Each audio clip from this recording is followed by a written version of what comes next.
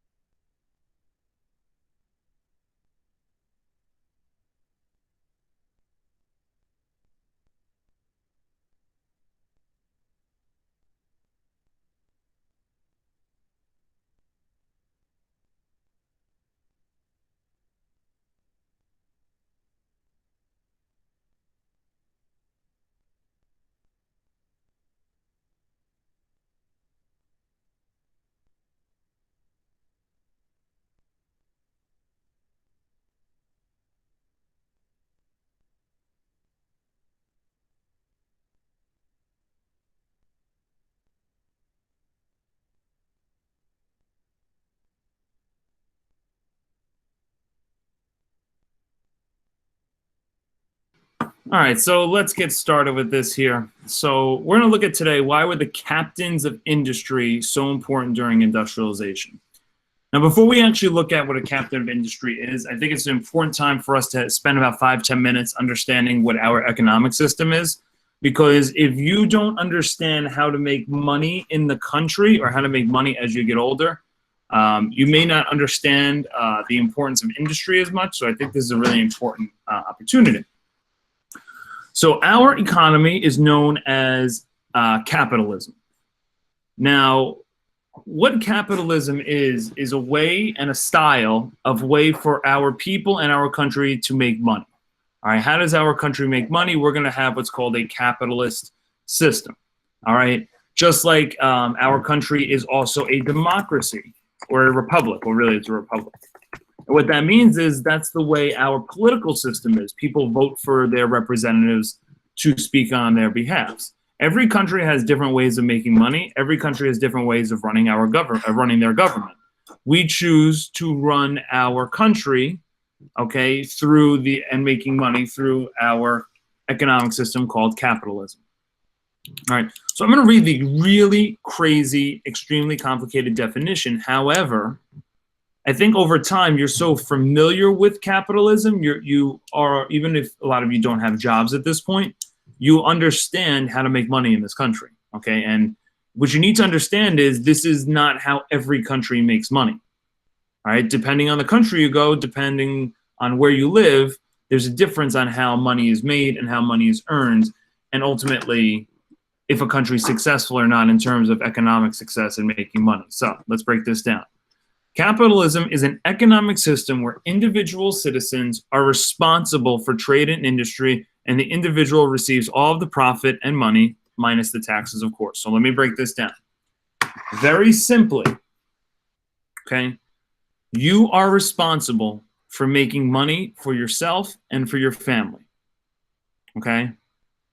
In a capitalist country, you are the one responsible for making money for yourself. Okay, so what that means is, okay, you work a job, you provide a service or a product or a trade, and when you provide that service, you get paid money for that job.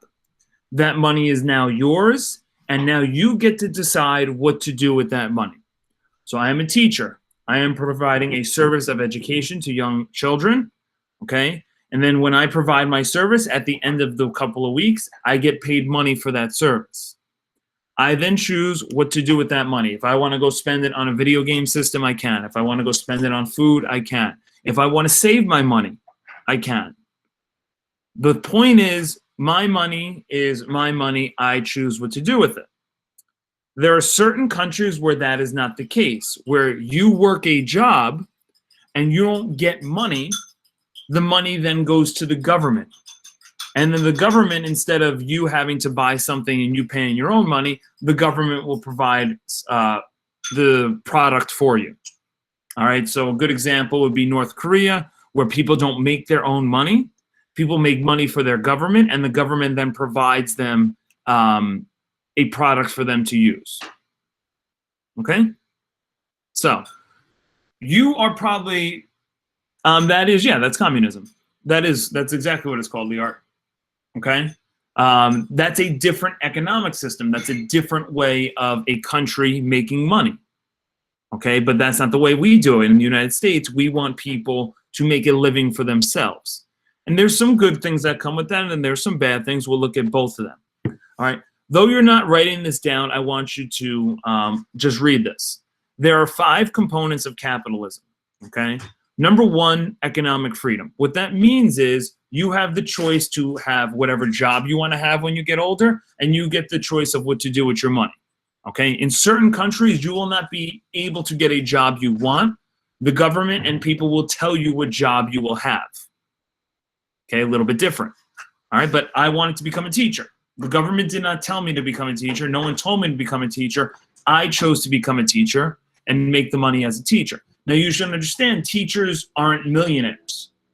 So if I wanted something that had more money, I should have went into a different field to make more money. Right, but it was my choice. I wanted to have this living and have this as my career to make money here, and that was my choice.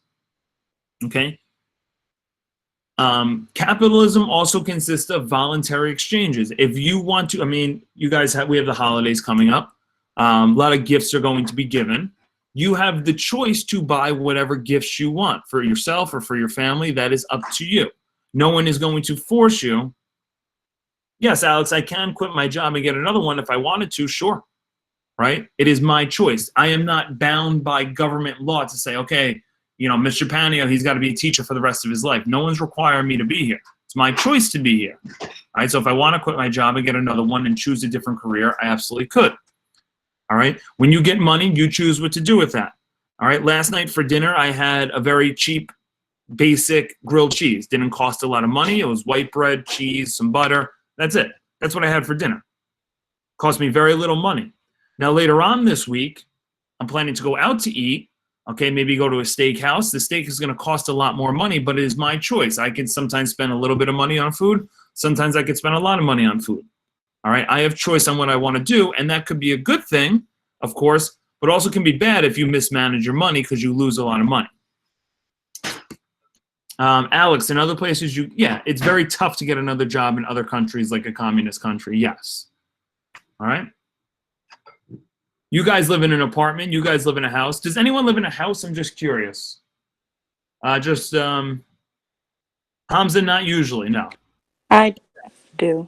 So people, if you live Sometimes. in a house, perfect. Okay. If you live in a house, that means you own your own property. Now, in other countries, like let's say back in history, there's a famous country called the Soviet Union. You did not own your own property. The government owned the property. But when you own your house, like I live in a house, this is my house. I could choose what to do with it. It's my private property. It's mine. In other places, you don't have that. Now, there are some places you could live in an apartment or you could live in a public housing project, and that could be a part of a government program, but ultimately it is your place. Okay? The fourth component is known as the profit motive. Everyone in the country is trying to make more money for themselves so they can live a better life. So if everyone's trying to make more money for themselves, that's going to help out the entire country making money and to help out our economy. Okay?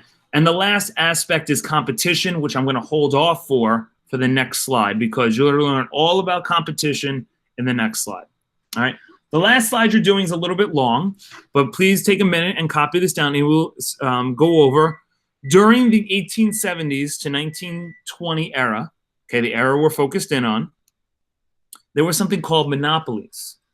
Not the game, though if you understand how to play the game, you'll understand what a... Isn't that when you... Say that again?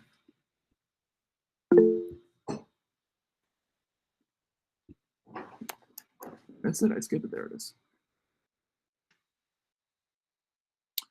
Okay, so Alex, that's an interesting point. Yeah, I mean, it's definitely an argument. Okay, definitely an argument that could be done. Who raised their hands? Yes, please speak if you raise your hand. I was gonna say, isn't a monopoly when you own like a certain amount of land?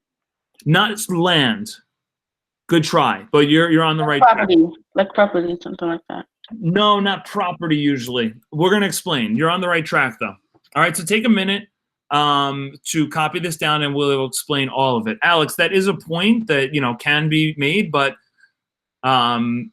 more countries have capitalism than other forms of economic systems, but that is up to those countries. It's not something you could force other countries to do. All right, so copy this down quick, and we'll go over it.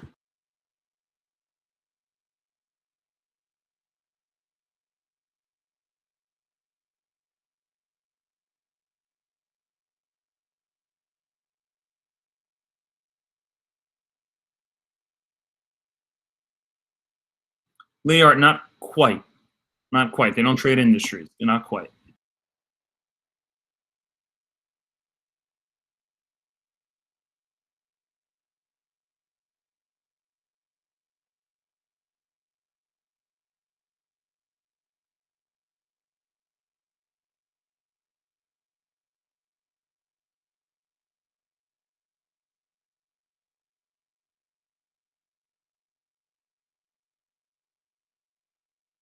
All right, so let's look at who the captains of industry were. So first off, we should know what the word captain means. If you're the captain, that means you're the leader of something. So the captains of industry were the leaders of industry between the years of 1870 to 1920. In essence, these are 4 of the wealthiest individuals in American history. And we're going to look at why they were the leaders, because people that ran industrial companies and people that were leaders of industry made the most money because they were the most profitable. Okay, when you had the machines and you had the factories, you were able to produce a product at a very fast rate. Alex, that is kind of the point of the game, but not exactly. I'm going to explain what I mean. I will give the Monopoly example in a second. So why were these 4 people who you're looking at over here, who we'll go into in a little bit, why were they so rich and so successful? Well, they owned something called a monopoly on a product. So factories, industry, they're all responsible for making products for people to use. All right, now I am in the service industry. I am a teacher. I'm providing a service to you guys. I'm not making a product for you guys. But for right now, let's just focus in on products, okay? Things that we could buy, okay? Things that help out people in the country. Okay, let's start with the pencil, okay, because we used the pencil last time. Why is this pencil so cheap? Why does this one pencil here cost like maybe 5 cents? Okay, the one pencil here. Why is it so cheap? Well, it's mass produced. A lot of these pencils are made. They're very cheap to make. They're very, there's a lot of them. They're very easy to buy. It's a very cheap resource, very cheap product for us to buy. Here's the big question, and you guys could write in the chat or unmute yourself if you know the answer. Let's say Mr. Panio owned Ticonderoga pencils. Let's say I was the owner of this company. Why could I not make this $100 to buy? Why can't I make this pencil here $100 to buy? It's not illegal. I could. Because no one would buy it. Because no one will buy it. Okay, excellent. Why won't people buy this? Why Because it costs too much. Okay, it costs too much money. You're correct. But And no one would spend the money on just like a pencil. okay. What if you needed this pencil? What if you had to buy a pencil? Why wouldn't you buy my pencil? It's too much money. What would be an alternate thing you could do if my pencil costs $100? Lower the pencil's price. Okay. Jigesh is correct. You can go to Try another, to negotiate. right? You could just go to another place and get another pencil. Like, okay, I'm not going to buy Mr. Panio's pencil. I'm going to go to CVS and get the ones for $2 and get 12 of them, right? The reason you would never buy my pencil for $1,000 or whatever it is, $100, you're getting a better deal from another place, okay? Because their price is fair and their quality is just as good. So if you can get the same quality pencil for $2 or 5 cents, you're going to obviously go with the one that costs the least amount of money but gives the best amount of product. When we buy things in our country, you have choice. This is known as competition. So think about all of the sneakers. Okay, you have Nike, you have And One, you have Reebok. I mean, you have all the different types of sneakers. There are people like Mr. Panio who will never spend more than $40 on a pair of sneakers. And then you have the sneakerheads who want to spend $200, $300 to buy sneakers. That is up to them. So they're going to buy more expensive sneakers, okay, but are a little bit better quality than the ones that I buy that are $30, $40 that get the job done but aren't the nicest quality. You have choice when you go buy, okay, certain products. That is known as competition. What we're going to learn about today, though, is known as a monopoly. When someone controls the production of an entire product, they own a monopoly. Now, let's go back to the pencil. Let's say, hypothetically, Mr. Panio was the only person in the world or in the United States that sold pencils. And I make this pencil $1,000. And to take your math class, you have to have a pencil, otherwise you fail. So you don't have a choice. Do you want to fail math, or do you want to just buy the pencil? Okay? If I own a monopoly on this product, and I'm the only one that sells the pencil, okay, that means I own a monopoly. That means there's no other competition on the product. Now, Lior, you can make your own pencil, but here's the problem. I have so much money, if you try and make a new pencil, I could what's known as buy you out and take over your company. So if I'm the only one selling this pencil, guess what? I can make the price whatever I want because I'm the only one selling it. What keeps the prices of a product down, okay? The reason why your bag of chips at the bodega, at the store, is only 50 cents or $1 and not $20 is because if you walk into that store and they try and charge you $20 for a bag of chips, you're going to be like, no, I'm just going to go down to the other store and get another bag of chips. I'm not going to spend $20. That's a ridiculous price. Okay? But what if they were the only one selling that bag of chips? Then they can make the price of it a little bit higher. All right? So owning a monopoly means that there is no competition on the product. No one else is trying to sell the product. When you own a monopoly, you're the exclusive owner. You're the only one that makes the product. You're the only one that sells the product. And when you're the only one that makes or sells the product, that is great for you. You make a ton of money, but everyone else that's trying to buy the product will be unhappy because they're buying products that are extremely expensive. Now, let's look at the game Monopoly, right? The game of Monopoly, you're trying to own as many properties as possible. So if you own all of the orange properties, let's say here, you have a monopoly on the orange property. That means you can put houses there, you could put hotels if you ever played Monopoly before. To win the game, you want to bankrupt your opponent, of course, but you want to try and own as many properties here. The more properties you own, the closer you get to a monopoly. When you own all of the properties and all of the railroads, that is known as a full monopoly, and you own all of the property. Therefore, you're going to become very rich.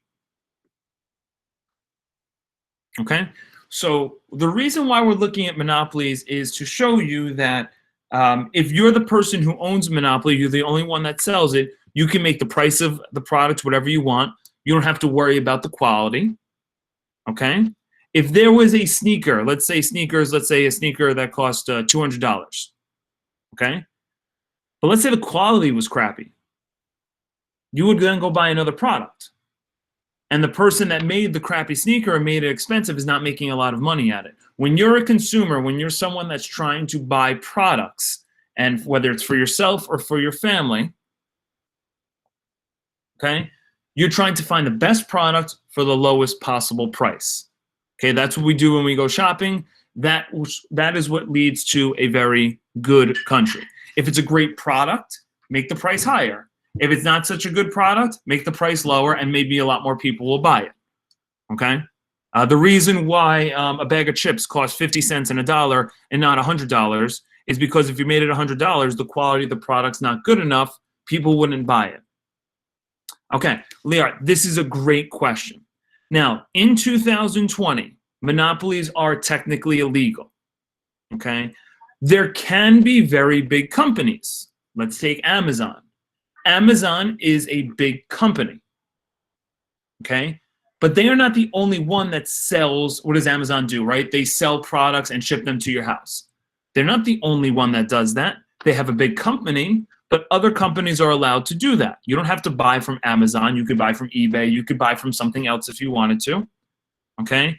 Disney is a big company. Excellent. Hamza is correct. Disney is a huge company. They have a lot of movies. They have a lot of products. But you don't have to watch a Disney movie.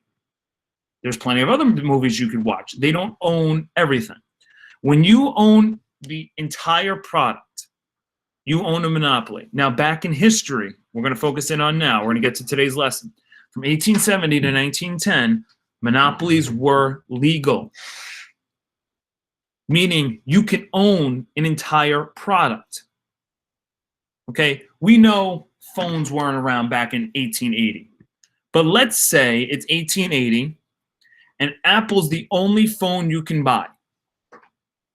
Okay, that means everyone that buys that product has to buy it from the owner of Apple. Okay, they don't have choice to buy a Samsung. They can't buy a Droid. They can't buy a Nokia. They can't buy anything else. They can only buy an Apple iPhone. What now happens, this Apple iPhone is the only thing you could buy, therefore the price is going to go way up and the quality is going to probably go down because no one's in competition, okay, with that particular person. Okay? If you play sports and you're the point guard of the team and you're the starting point guard and no one behind you could ever take your starting spot, you can get very relaxed, okay, and not try as hard. But if someone's really good that plays right behind you, they can take your position, you're going to play even harder. Okay? So what I want us to do now is I want to look at the four captains of industry, okay, from the time, the four monopoly owners that made the most money in American history. We'll do the first one together, all right, as we go through it. But if you see, I have two things I shared with you. I shared with you a reading, which goes into the four captains of industry. This is the first one, Andrew Carnegie. We will do it together. Okay, and then the other four are right here. Okay, but we'll do the first one together. What you're going to do is very straightforward. You're going to fill out this box. All right. Now, when we fill out this box, we want to look at the product that Andrew Carnegie had a monopoly on. What was it called? What did he sell? He was the only owner of what product?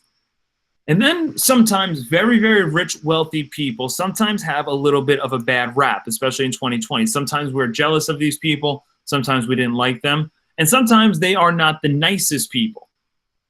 But oftentimes, a lot of wealthy people, even at the time, did a lot of nice things or good things for the community. So we're going to try and write down two things each that each person did good for the country, each particular community. And you'll see what I mean when we do the example.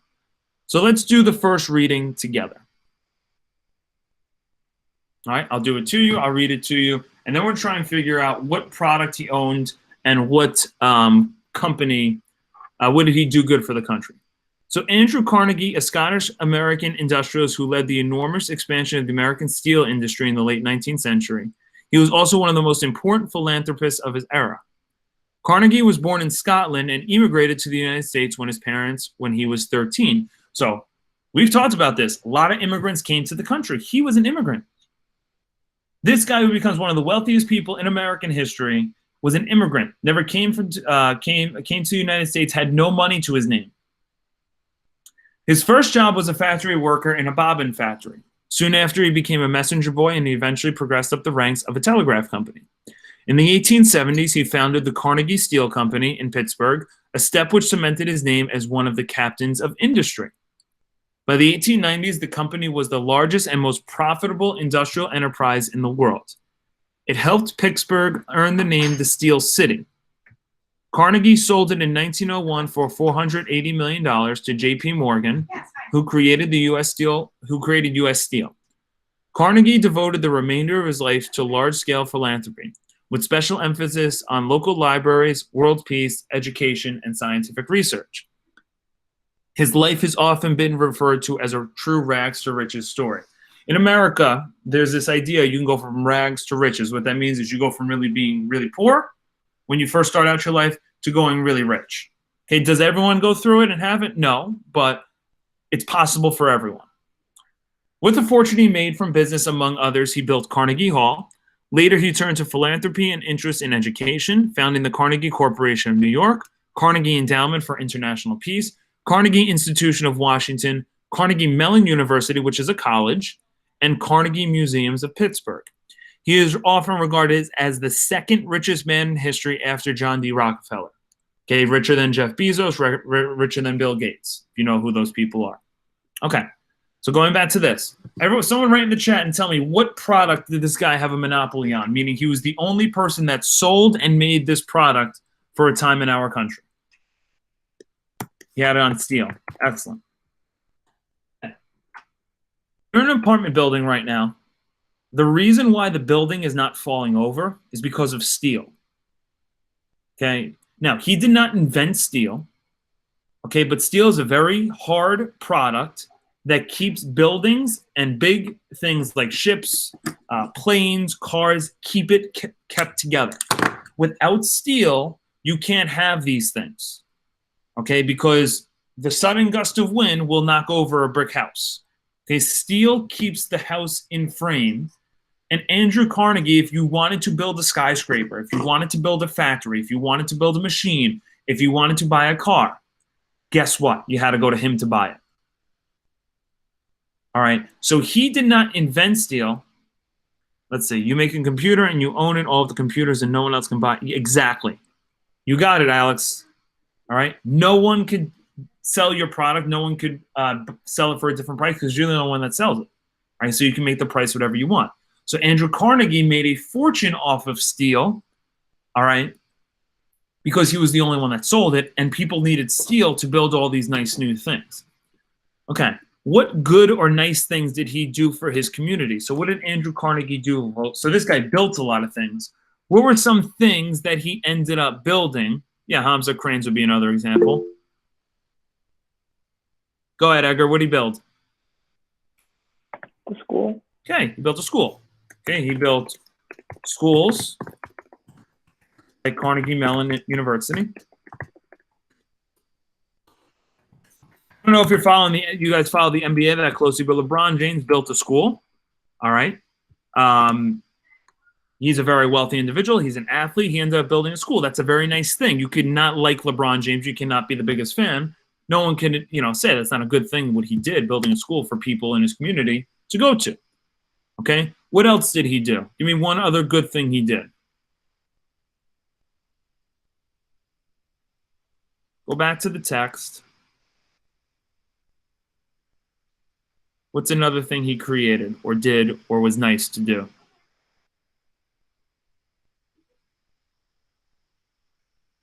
Okay, he founded the Carnegie Corporation of New York. Now, you don't even have to know what that is, but that's a business, like a business building.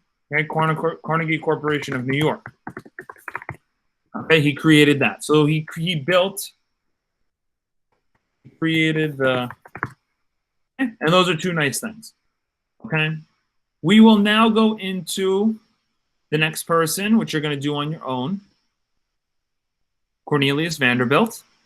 Okay, then eventually you'll do John D. Rockefeller, which he is the wealthiest individual in American history. All right, you'll look at why, and then J.P. Morgan. So you're going to work at these captains of industry. What products or what service did each of these people have? You have 15 minutes to work on this, and then you got to turn this in by the end of the day. All right, so I will be here if you need me, but this is what you're working on for the rest of the period. Don't go anywhere because I need to take attendance and all that stuff.